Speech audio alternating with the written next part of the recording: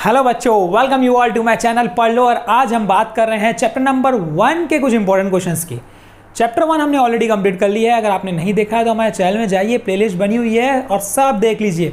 अगर आप इस चैनल पर नए हैं तो इस चैनल को जल्दी सब्सक्राइब भी कर लीजिए ताकि आपको आगे के कंटेंट कंटिन्यूसली मिलते रहें, क्योंकि हम यहाँ पे एनसीईआरटी पूरी सॉल्व करने वाले हैं। तो आज मैं आपको चैप्टर नंबर 1 के सीबीएसई सैम्पल पेपर्स के क्वेश्चंस कराने वाला हूँ। ये क्वेश्चंस जो यहाँ पे आपको शो हो रहे हैं, ये ऐसे क्वेश्चंस हैं जो सीबीएसई ने जो सैम्पल पेपर्स दिए हैं अपनी साइट पे, ऑफिशियल वेबसाइट में 2023-24 के लिए, उसमें से मैंने निकाले हैं चैप्टर 1 के लिए। तो चैप्टर 1 के जो जो क्वेश्चंस थे ना, मैंने सब निकाल लिए हैं और ये सब क्वेश्चंस हैं जो आपको दिख रहे हैं। ये क्वेश्चंस हम करने वाले हैं आज। तो अगर आप चैप्टर 1 पूरा कर चुके हैं ना, तो ये बस देख लीजिए, आपकी प्रिपरेशन पूरी हो जाएगी, प्रैक्टिस भी हो जाएगी और इसके आगे कुछ करने की ज़रूरत भी नहीं पड़ेगी। तो मैं आपको बता देता हूँ कि चैप्टर नंबर 1 से 6 नंबर का क्वेश्चन आना तय है। और कुछ क्वेश्चंस तो ऐसे हैं कि भाई डायरेक्ट पूछेगा आपसे, ये आना है, prove that root 2 is irrational, prove that root 3 is irrational, direct पूछेगा भाई। और ये चीज़ें इतना सिंपल है, मतलब समझो फ्री के नंबर हैं, 6 के 6 नंबर आप ले सकते हो इस चैप्टर 1 के। तो चलिए हम बात करते हैं 1 बाय 1 सब क्वेश्चंस की। बस आपको एक काम क्या करना है, इस वीडियो पे बने रहना है, बस दैट्स ऑल। पूरी प्रिपरेशन हो जाएगी भाई, पूरी प्रैक्टिस हो जाएगी और कुछ करने की ज़रूरत ही नहीं पड़ेगी। तो सिर्फ और ये 6 क्वेश्चंस। तो कहीं मत जाइए, पूरा देखिए वीडियो। चलिए क्वेश्चन नंबर 1 से हम स्टार्ट करते हैं। अच्छे से समझेंगे, धीरे धीरे समझेंगे, सब मस्त से हो जाएगा। तो चलिए क्वेश्चन नंबर 1 की बात चलिए हम बात करते हैं क्वेश्चन नंबर 1 की। क्वेश्चन नंबर 1 क्या बोलता है, if 2 positive integers a and b are written as a equal to x cube y square। तो सबसे पहले लिख लेते हैं कि जो a की वैल्यू दे दिया है वो दे दिया है x क्यूब y स्क्वायर, समझेंगे धीरे धीरे, and b equal to x y cube, b equal to x y cube, ठीक है। Where x and y are prime numbers, क्योंकि हम किसी भी चीज़ को ब्रेक करते हैं ना नंबर को, वो तो किस में ब्रेक होता है, प्राइम नंबर्स में ब्रेक होता है, जैसे कि हमने समझ लिया है वो इंट्रोडक्शन पार्ट में सब में, ठीक है। तो जो x और y रहेंगे वो प्राइम नंबर रहेंगे। देन रिजल्टेंट ऑब्टेन्ड बाय, जो रिजल्टेंट मिलेगा हमें वो by dividing the product of positive integers by the LCM a, b is. तो क्वेश्चन में थोड़ा ट्विस्ट है ना, सिंपल नहीं दिया है, थोड़ा सा घुमा के दिया है। स्टैंडर्ड मैथ्स वालों के लिए क्वेश्चन है ये। अगर बेसिक मैथ्स वालों के लिए क्वेश्चन होता है, डायरेक्ट बोलता है भाई एलसीएम निकालो, डायरेक्ट बोलता है एचसीएफ निकालो, यही पूछता है भाई। बेसिक वालों के लिए यही पूछता है, डायरेक्ट एचसीएफ बोलेगा निकालने, डायरेक्ट एलसीएम बोलेगा। लेकिन यहाँ बात स्टैंडर्ड की आती है ना, तो थोड़ा सा तो यार घुमाएगा ना। तो ये बोल रहा है कि इन दोनों के प्रोडक्ट को हमें डिवाइड करना है एलसीएम से। तो हमें 2 काम करना पड़ेगा इस क्वेश्चन में। अब जो एलसीएम निकाल के टिक कर देगा ना भाई, हो गया, क्योंकि इसमें नहीं बोल रहा है। तो क्वेश्चन को ध्यान से पढ़ना कि बोलना क्या चाह रहा है, उसके बाद उस पर प्रोसेस करना। तो क्वेश्चन में बोलता है जो resultant obtained by dividing the product of positive integer by the LCM a, b, और 4 ऑप्शन दे दिया है, ठीक है। ये आपको दिख रहा है 4 ऑप्शन। अब हमें 2 चीज़ें करनी है। एक तो प्रोडक्ट, तो मैं काम करता हूँ ना, दोनों का प्रोडक्ट कर लेता हूँ, a इंटू बी कर देते हैं। तो जैसे ही आप a इंटू बी करोगे तो क्या होगा, है ना, ये होगा मेरा x cube y square multiplied by x y cube. कर लेते हैं ना, x x base same, power क्या हो जाएगा, ऐड, तो एक्स के पावर में हो जाएगा 4, y y base same, power क्या हो जाएगा, ऐड, 2 + 3 5। तो ये बन गया product of a and b. अब हमें निकालना है एलसीएम। क्या निकालना है हमें, एलसीएम ऑफ a, b। तो वो भी हम निकाल लेते हैं। और एलसीएम कैसे निकालते हैं मैंने आपको बताया है। एलसीएम कैसे निकालते हैं, जल्दी बताइए। एलसीएम निकालते हैं, जितने भी फैक्टर्स इन्वॉल्व हैं सब पहले लिख लो। इजी स्टेप करते हैं ना, जितने भी फैक्टर्स मुझे दिख रहे हैं, एक एक्स एक वाई, घबराना नहीं है ना, एलसीएम निकालना बहुत ईजी है। फैक्टर्स का हाईएस्ट पावर ले लो। एक्स का हाईएस्ट पावर क्या दिख रहा है मुझे, 3, वाई का हाईएस्ट पावर क्या दिख रहा है मुझे, 3। तो इसका एलसीएम क्या हो जाएगा, एक्स क्यूब वाई क्यूब। देखो कितना आसान है एलसीएम निकालना और एचसीएफ निकालना। तो ये एलसीएम हमारा आ गया। अब क्या बोलता है कि मुझे डिवाइड करना है दोनों को, तो चलिए डिवाइड भी कर देते हैं। डिवाइड में क्या बोलता है, a multiplied by b divided by LCM, यही बोलता है डिवाइड में। तो चलिए डिवाइड कर लेते हैं। ए इंटू बी क्या है, ए इंटू बी मुझे दिख रहा है यहाँ पे x raise to power of 4 y raise to power of 5 divided by, ये मुझे दिख रहा है x क्यूब y क्यूब। अब अगर आप ध्यान देंगे तो डिवाइड में पावर क्या होता है, वो होता है सब्ट्रैक्ट। तो डिवाइड में पावर को सब्ट्रैक्ट कर देते हैं हम लोग, ठीक है। वैसे ही बेस सेम, पावर सब्ट्रैक्ट, तो क्या मिला ये x raise to power of 1 into y raise to power of 2, मतलब एक्स वाई स्क्वायर। अच्छा ऑप्शन क्या है, एक्स वाई स्क्वायर ऑप्शन ढूंढेंगे तो ऑप्शन बी हमारा आंसर क्या है, B is the correct answer, x y square, ये हमारा करेक्ट आंसर आ गया। देखो कितना सिंपल क्वेश्चन था, हालांकि ये एमसीक्यू था, 1 नंबर में ही पूछा जाता है, पर इतना इजी है यार, मस्त है यार। तुम लोगों ना 6 के 6 नंबर तो एकदम यूँ लेने हैं, और चैनल से जुड़ जाओ, 6 के 6 नंबर क्या 80 आउट ऑफ 80 आप यूँ लोगे। तो चलिए अब हम बात करते हैं अगले इंपॉर्टेंट क्वेश्चन की। अब जो ये सेकंड में क्वेश्चन करने वाला हूँ ना, वो बहुत वेरी वेरी इंपॉर्टेंट है, लिख लिख के ले लो, पूछता है एग्जाम्स में, तो इसको तो एकदम अच्छे से समझना। 3 नंबर में पूछेगा और फ्री के नंबर है भाई, ग्रैब करना। तो सबसे पहले क्वेश्चन बता देता हूँ, क्वेश्चन क्या है, क्वेश्चन है prove that root 2 is irrational number. अब हो सकता है रूट 2 दे, हो सकता है रूट 3 भी दे, हो सकता है रूट 5 भी दे, चेंजेस कहाँ है, 2 की जगह 3, 3 की जगह 5, बस दैट्स ऑल। तो लेकिन इसमें मुझे बोल दिया है root prove that root 2 is irrational. कभी भी इरेशनल प्रूव करने के लिए सबसे पहले हमें उसे हमको एज्यूम करना है। हम एज्यूम करेंगे कि वो एक रैशनल है। अब रैशनल क्या होता है, वो होता है ए बाय बी का फॉर्म। तो चलिए हम लिख लेते हैं यहाँ पे, let root 2 be a rational number. ये हमको खुद से क्या करना है, एजम्पशन लेना है। अच्छा रूट 2 रैशनल नंबर जैसे ही ले लिए तो रैशनल नंबर का फॉर्म क्या होता है, वो होता है ए बाय बी। आप सबको पता है, बुक्स में पी बाय क्यू भी दिया रहेगा, उससे कोई फर्क नहीं पड़ता। अब यहाँ पे एक कंडीशन होगी, where a and b are coprime. अच्छा को प्राइम का मतलब क्या होता है, को प्राइम का नंबर मतलब होता है जिसका HCF मतलब हाईएस्ट कॉमन फैक्टर 1 होता है। मतलब उनके बीच में कोई भी कॉमन फैक्टर नहीं होगा, मतलब दोनों किसी भी एक नंबर से डिविजिबल नहीं होंगे, है ना। मतलब सबसे सिंपलेस्ट फॉर्म को बोलते हैं हम लोग को प्राइम। जैसे कि 2/3 कोई नंबर से कैंसिल होगा, नहीं होगा यार, तो वो क्या हो जाएगा, हमारा को प्राइम हो जाएगा, जिनके बीच का HCF 1 है, मतलब कोई भी एक सिंगल से वो डिविजिबल नहीं रहेगा। तो हमने वो मान लिया, ये हमने एजम किया ना, ये हमने माना है कि वो एक रैशनल है। चलिए आगे देखते हैं। अब करेंगे हम लोग स्क्वायरिंग बोथ दी साइड। तो लिख लेते हैं हम यहाँ पे सबसे पहले स्क्वायरिंग बोथ दी साइड। बहुत ही सिंपल है, और जैसे मैं बताते जा रहा हूँ ना, सेम एज इट इज़ आपको लिखना है। तो एक बार बस ये रूट 2 रूट 3 रूट 5 कर लोगे ना, आपको पूरा दिमाग में बैठ जाएगा कि करना क्या है। उसके बाद आपको ऐसे ही बना लोगे, तो ये बन जाएगा आपका रूट 2 का square equal to a square by b square. ठीक, रूट 2 का स्क्वायर क्या होता है, ये 2 हो जाएगा, यहाँ हो जाएगा ए स्क्वायर बाय बी स्क्वायर।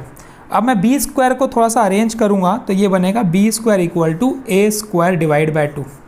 अच्छा 2 प्राइम है, हाँ प्राइम है, 2 से स्टार्ट होता है प्राइम नंबर, और वो उसके सिर्फ 2 फैक्टर होते हैं, 2 और 1। तो इफ़, अब एक थ्योरम है जो मैंने आपको बताया, ये थ्योरम आपको इसमें दिमाग में रखना है कि if 2 divides a square then 2 divides a also, बस दैट्स ऑल। तो मैं यहाँ पे थ्योरम लिख लेता हूँ सबसे पहले कि बोलना क्या चाह रहा है, if 2 divides a square then 2 divides a also. बस अब a को भी अगर 2 डिवाइड कर रहा है तो उसको लिखेंगे कैसे, उसको हम ऐसे ही लिखेंगे ना, a बाय 2। लिखने का तरीका यही होता है भाई, किसी भी नंबर को अगर 2 से डिवाइड करना है तो a बाय 2। तो अब इसको लेट कर लेंगे कि c इज इक्वल्स टू हमारा क्या है, a बाय 2 है। तो यहाँ से a की वैल्यू अगर मुझे निकालना है तो क्या निकलेगी, a is equals to 2c। ठीक है, यही निकलेगी ना, 2 क्या हो जाएगा उसके इनटू में चले जाएगा।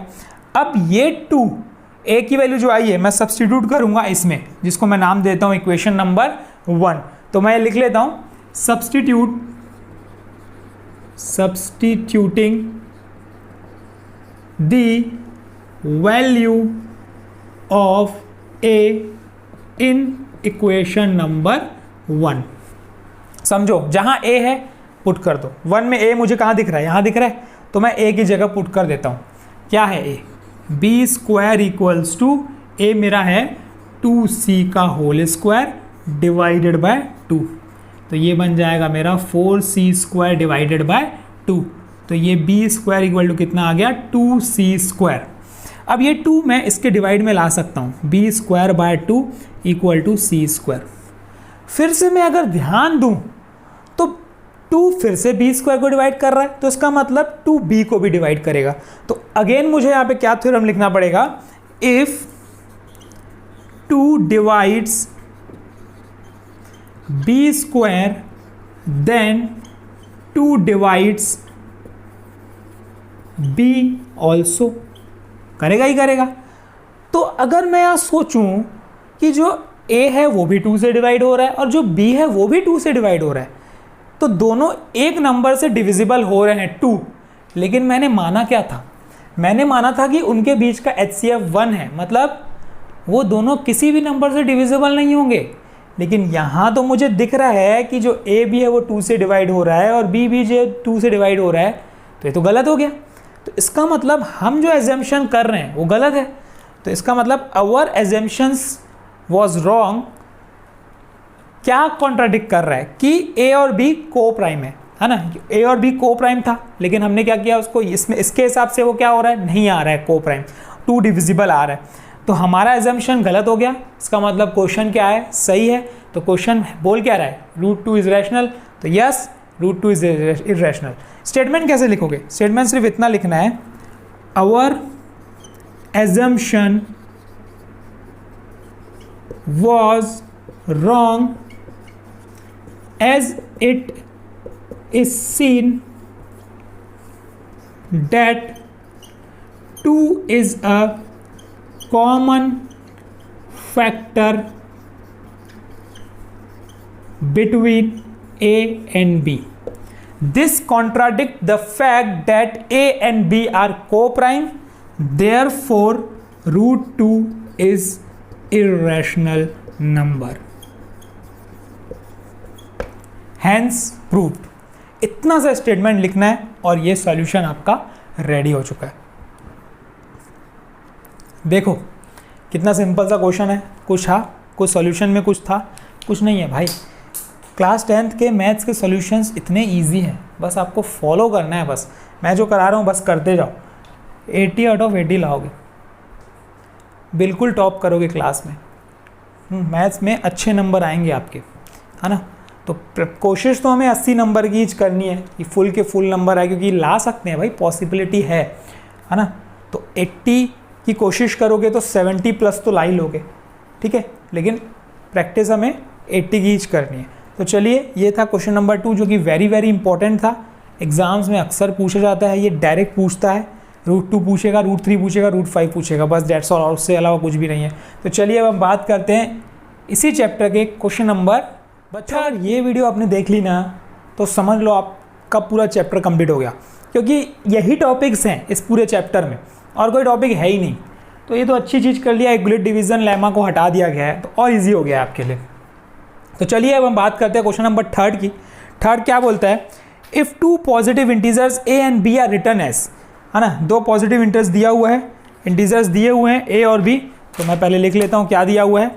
a मेरा दिया हुआ है, a गिवन है हमारा x³ y²। b मेरा दिया हुआ है, कितना दिया b? xy³। अब आगे बोलता है then HCF of a, b is. अब इसमें हमें HCF निकालना है। फर्स्ट क्वेश्चन में LCM निकालना था, अब इसमें हमें क्या निकालना है? HCF निकालना है। बहुत ही सिंपल है भाई। HCF क्या बोलता है? दोनों में जो कॉमन है सबसे पहले वो लिख लो। कॉमन क्या दिख रहा है? दोनों ही दिख रहे हैं भाई कॉमन, एक x दिख रहा है और एक y दिख रहा है। अब दोनों का लोएस्ट पावर ले लो भाई, लोएस्ट। x का लोएस्ट पावर क्या है? 1, और y का लोएस्ट पावर क्या है? 2। तो इसका आंसर क्या आ गया? xy²। बस दैट्स ऑल, इतना इजी। इसके पहले xy² सिर्फ क्या करना है? जो 2 कॉमन है वो लेना है फैक्टर्स, जैसे कि मुझे दिख रहा है कि x भी दोनों के पास है, y भी दोनों के पास है, तो मैंने दोनों को प्रोडक्ट में लिख दिया। अब दोनों का स्मॉलेस्ट पावर ले लिया। x का स्मॉलेस्ट पावर क्या दिख रहा है, इसके पास क्यूब है, इसके पास 1 है, तो मैंने क्या ले लिया, 1 ले लिया। इसके पास स्क्वायर है, इसके पास क्यूब है, तो मैंने क्या ले लिया, 2 ले लिया। बस दैट्स ऑल, आ गया। ऑप्शन क्या है, ऑप्शन बी। तो बी हमारा करेक्ट आंसर है, ये बी ऑप्शन, ठीक है। एक्स वाई स्क्वायर, बहुत ही सिंपल क्वेश्चन था।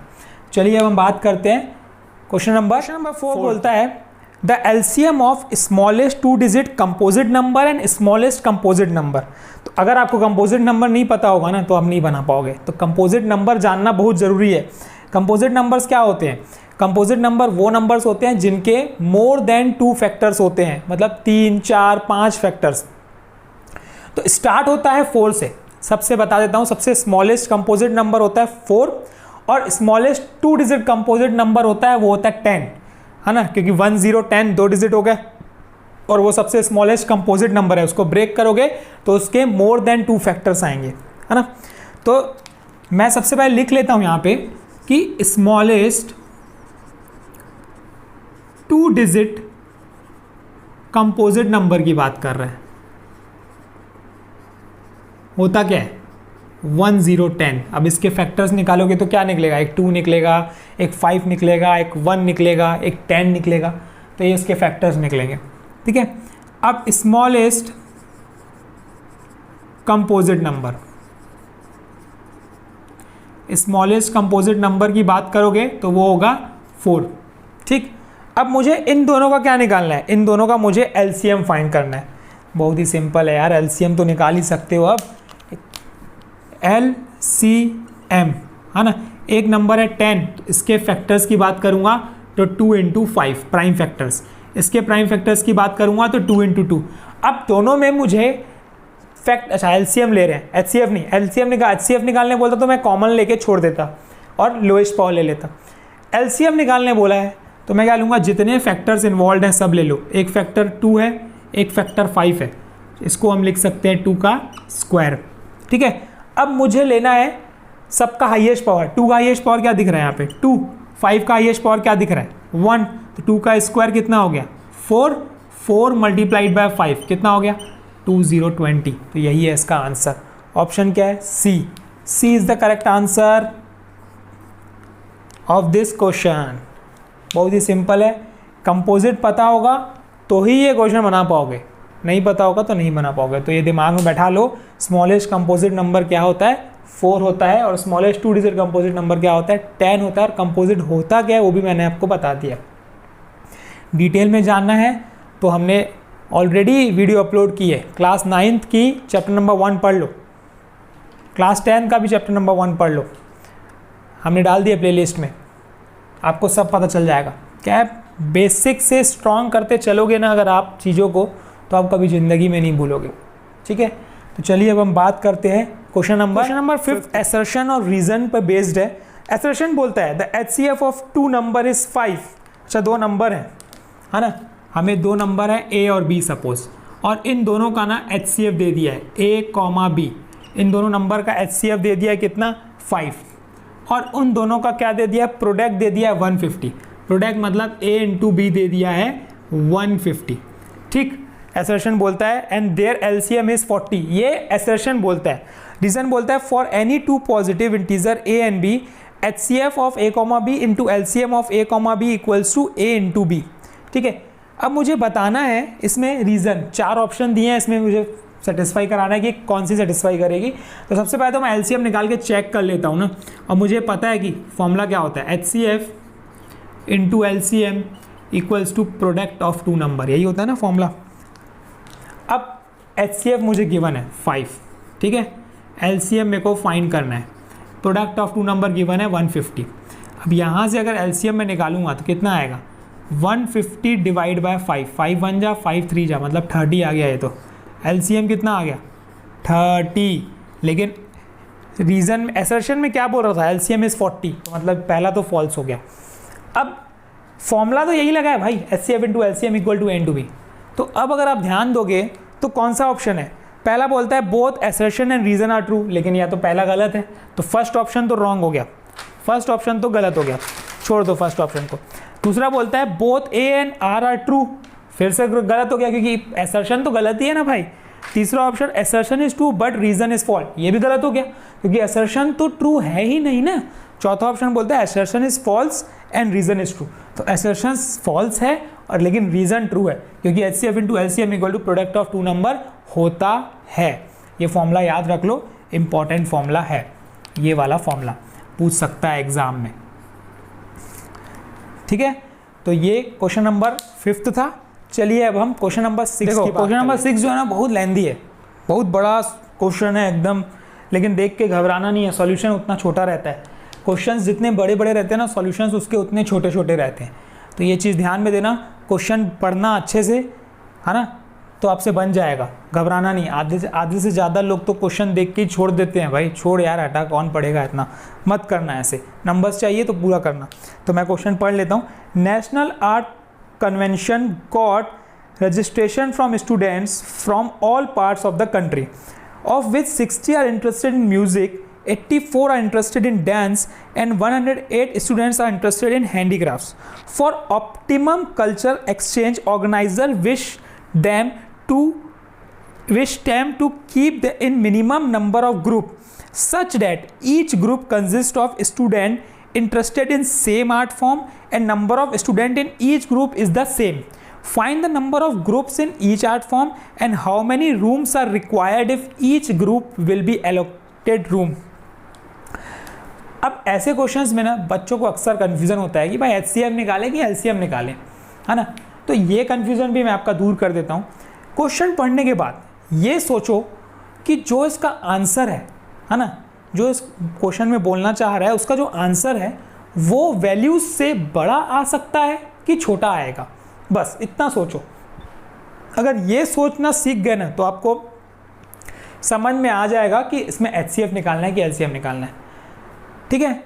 अब मुझे यहाँ पे पता है कि अगर आप ध्यान दोगे तो क्वेश्चन में बोल रहा है कि कुछ लोग इंटरेस्टेड किस में हैं, obvious 60 are interested in music, है ना। अगर मैं म्यूज़िक की बात करूँ तो म्यूज़िक में 60 स्टूडेंट को इंटरेस्ट है, ठीक।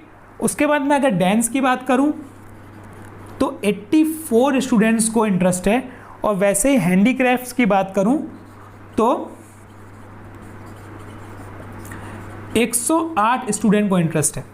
अब एक ऑर्गेनाइज़र आया, उसने क्या किया, उसने सोचा भाई जितने लोग सेम भाई म्यूज़िक वाले हैं उनको एक ग्रुप में रखते हैं, डांस वालों को एक में, हैंडीक्राफ्ट में एक में, है ना, ये करते हैं। और मिनिमम नंबर ऑफ ग्रुप्स बनाने हैं मुझे, ग्रुप भी मुझे मिनिमम चाहिए, रूम भी मुझे कम लगने चाहिए, है ना। लेकिन जितने भी बंदे लोग रहेंगे एक ग्रुप में वो एक ही आर्ट फॉर्म के रहेंगे, जैसे कि जितने ग्रुप में रहेंगे बंदे वो सब म्यूज़िक के एक साथ रहेंगे, डांस के एक साथ रहेंगे और हैंडीक्राफ्ट को एक साथ रहेंगे। तो मुझे क्या करना है, उनको ऑर्गेनाइज करना है, मतलब ग्रुप बनाना है। अब जब तुम लोग इतने लोग का ग्रुप बनाओगे तो सिंपल सी बात है ना, रूम्स कम लोगे ना, थोड़ी हर एक को एक रूम दोगे तो वैल्यू ज़्यादा हो जाएगी। भाई जितने भी स्टूडेंट्स रहेंगे उनसे वैल्यू क्या आएगी, कम ही आएगी। क्यों कम आएगी, क्योंकि आपको ग्रुप करना है, नंबर ऑफ स्टूडेंट्स का ग्रुप करना है। जैसे ही नंबर ऑफ स्टूडेंट का ग्रुप करोगे तो ग्रुप भी जो वैल्यू रहेगी वो कम रहेगी। जैसे कि अगर मैंने 10 का भी ग्रुप बनाया तो ये कितने हो गए, सपोज 60 लोग हैं और 10 का ग्रुप बनाया तो कितने हुए, 10 का ग्रुप बना, कितने ग्रुप बने, 6 ग्रुप बने। तो सपोज हर एक को एक रूम मिला तो हर एक को 6 रूम मिले, तो वैल्यूज़ क्या आ रही है, सोचो कम आ रही है वैल्यूज़। ग्रुप बनाओगे वैल्यू रिड्यूस हो जाएगी, इन 3 से वैल्यू क्या हो जाएगी, रिड्यूस हो जाएगी। तो जब इन 3 से वैल्यू रिड्यूस होगी तो मैं इसमें क्या निकालूंगा, HCF निकालूंगा। तो चलिए सबसे पहला काम क्या है, ये तो हम समझ गए कि HCF निकालना है, तो हाईएस्ट कॉमन फैक्टर हम इसका निकाल लेते हैं। तो उसके भी पहले हाईएस्ट कॉमन फैक्टर निकालने के पहले मुझे क्या करना है ना, प्राइम फैक्टराइजेशन करना है। तो मैं तीनों का कर लेता हूँ, प्राइम फैक्टराइजेशन कर लेता हूँ। सबसे पहले 60 का 2 ये हो जाएगा 30 टाइम्स, 2 ये हो जाएगा 15 टाइम्स, 3 ये हो जाएगा 5 टाइम्स और ये 5 ये हो जाएगा 1 टाइम्स, ठीक है, कोई दिक्कत नहीं। चलिए इसके बाद हम 84 को प्राइम फैक्टराइजेशन कर लेते हैं। 2 42 टाइम्स, 2 21 टाइम्स, 3 7 टाइम्स और ये 7 1 टाइम्स, ठीक। अब मैं 108 का भी प्राइम फैक्टराइजेशन कर ही देता हूँ। 2 5 जा 10, 2 4 जा 8, 2 2 जा 4, 2 7 जा 14, 3 9 जा 27, 3 3 जा 9 और 3 1 जा 3। चलो अब एक तरीके से HCF की भी आपकी प्रैक्टिस हो जाएगी। तो सबसे पहला 60 की अगर मैंने बात किया था तो क्या था, 2 बार 2 था, तो 2 स्क्वायर इंटू 3 इंटू 5। 84 की अगर बात कर रहे हैं तो वो क्या है, 2 स्क्वायर इंटू 3 इंटू 7, है ना। 108 की अगर बात कर रहे हैं तो वो क्या है, 2 स्क्वायर इंटू 3 का क्यूब। अब HCF मैंने आपको बताया क्या है, जितने भी कॉमन फैक्टर्स हैं सबसे पहले तो लिख लो। कॉमन मेरे को एक 2 दिख रहा है सब में और एक 3 दिख रहा है सब में, तो मैं क्या सबसे पहला स्टेप 2 इंटू 3 कर दिया, है ना। अब 2 का लोएस्ट पावर क्या है, तीनों में स्क्वायर है तो 2 का लोएस्ट पावर 2 ही हो गया। 3 का लोएस्ट पावर क्या दिख रहा है, 1 दिख रहा है बच्चों, तो मैंने 1 लिख लिया। और ये 2 का स्क्वायर कितना होता है, 4 इंटू 3, मतलब कितना आया 12। मतलब हाईएस्ट कॉमन फैक्टर कितना हो चुका है, 12 आ चुका है। ये हमें फाइंड हो गया, हमारा हाईएस्ट कॉमन फैक्टर कितना आ गया, ये हमारा 12 आ गया। मतलब इससे क्या पता चला कि number of students in each group, मतलब हर ग्रुप में जो नंबर ऑफ स्टूडेंट रहेंगे वो कितने रहेंगे, वो रहेंगे 12। Number of student in each group, ये जो वैल्यू आई हमारी वो क्या आई, ये हमने क्या किया, स्टूडेंट्स को ग्रुप किया। तो नंबर ऑफ स्टूडेंट्स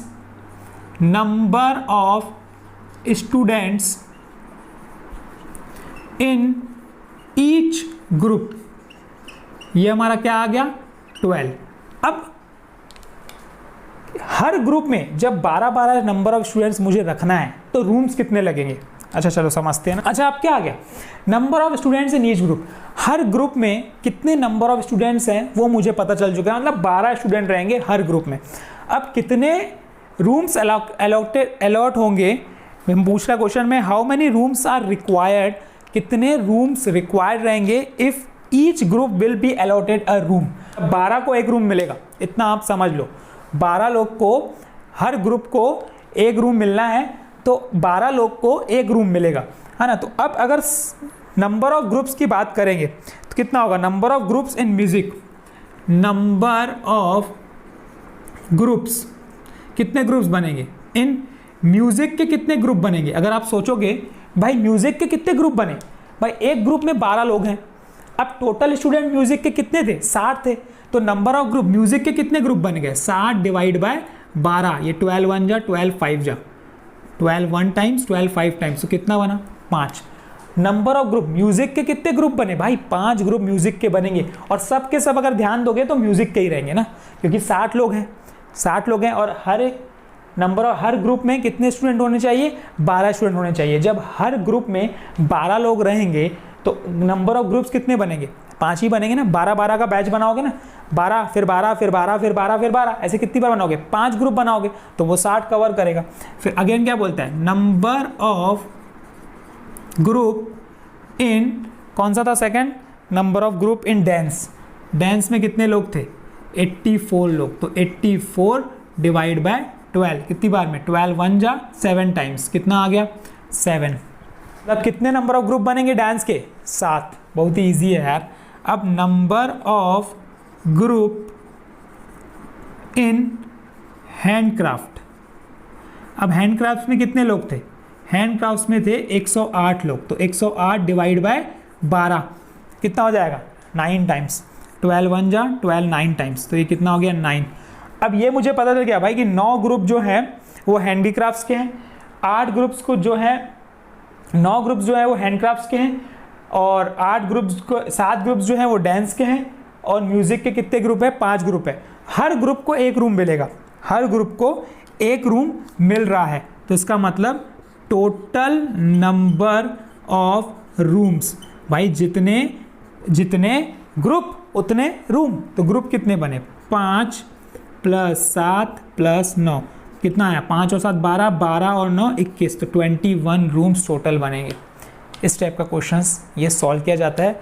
और इसके अलावा इस चैप्टर में कुछ भी नहीं है, कुछ भी नहीं है, यही पूछेगा, जो पूछेगा ये सामने है आपके, इसके अलावा कुछ भी नहीं है।